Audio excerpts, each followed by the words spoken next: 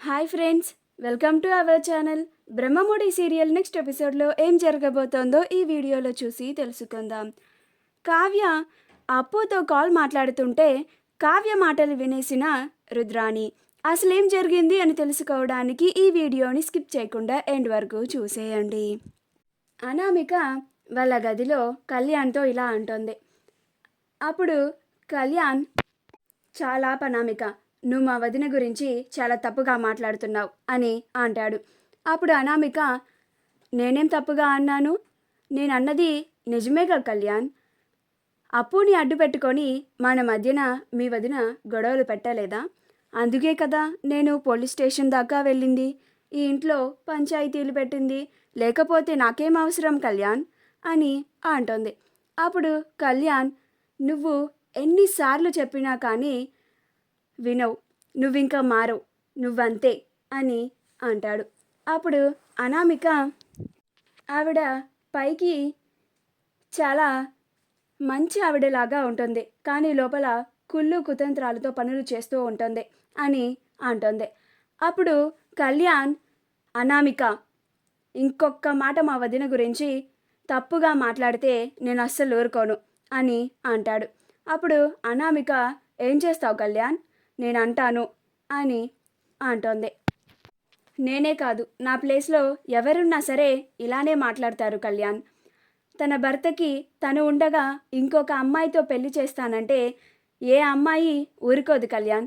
కానీ మీ వదిన దానికి ఒప్పుకొని సైన్ కూడా చేసిచ్చింది అని అంటోంది.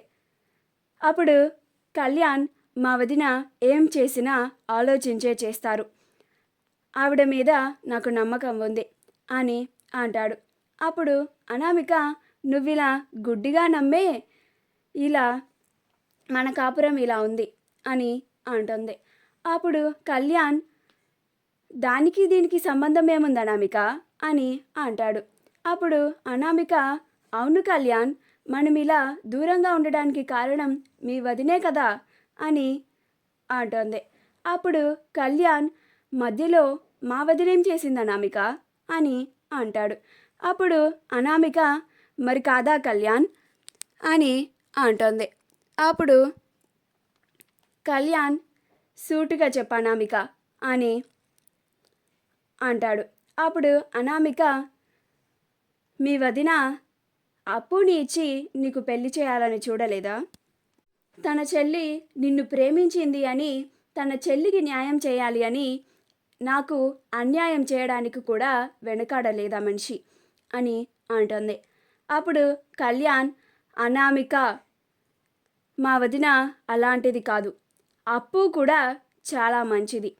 బ్రో నాకు ఫ్రెండే, బ్రోకి కూడా ఇప్పుడు అలాంటి ఆలోచనలు ఏమీ లేవు.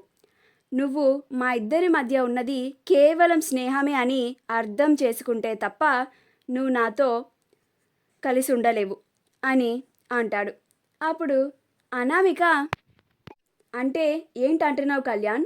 మీ ఇద్దరి మధ్యన ఉన్నది స్నేహం అనే బంధాన్ని నన్ను మీ వదినలాగే అంగీకరించమంటున్నావా అని అంటుంది. అప్పుడు కళ్యాణ్ కోపం వచ్చి అనామిక అని చెయ్యి ఎత్తపోతాడు. ఆడవాళ్ళ మీద చేయి చేసుకోవడం సంస్కారం కాదు అని ఆగిపోతాడు. అప్పుడు అనామిక, ఏంటి కళ్యాణ్ ఆగిపోయావు, కొట్టు అని అంటుంది. అప్పుడు కళ్యాణ్, నా సంస్కారం అడ్డొచ్చింది, లేకపోతే నీ చెంప పగిలిపోయేది అని అంటాడు.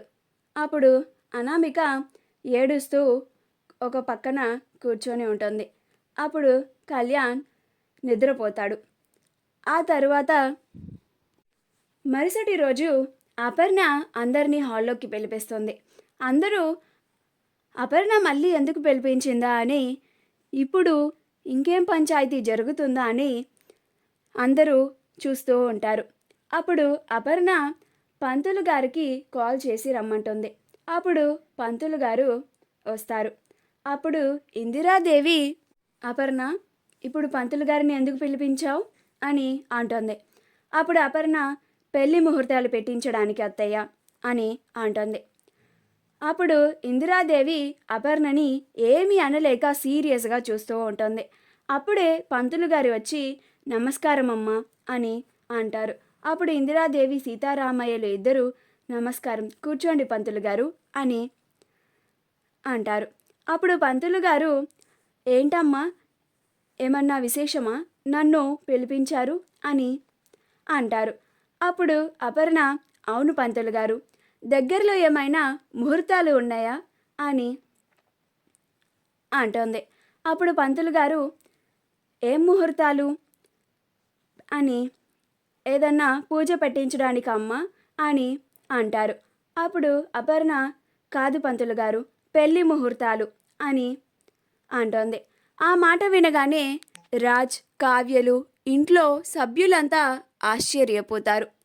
రాజ్, మా అమ్మ ముహూర్తాలు కూడా పెట్టించేస్తోంది, ఇక ఈ పెళ్ళిని ఎవరు ఆపుతారు, నిజంగానే ఈ పెళ్ళి జరిగిపోతుందా అని భయపడుతూ ఉంటాడు.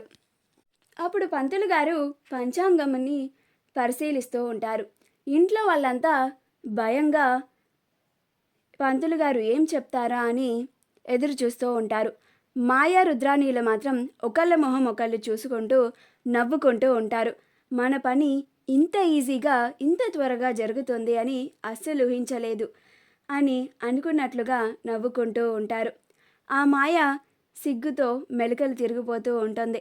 ఇక తను ఈ ఇంటికి పెద్ద కోడలయ్యి మహారాణిని అవ్వబోతుంది అని చాలా ఆనందంగా ఉంటుంది. పంతులు గారు పంచాంగాన్ని చూసి 2 రోజుల్లోనే అతి కష్టం మీద ఒక ముహూర్తం ఉంది అమ్మా అని అంటారు. అప్పుడు అపర్ణ అలాగే పంతులు గారు, నేను మీకు ఏ విషయం అనేది కాల్ చేసి చెప్తాను అని అంటోంది.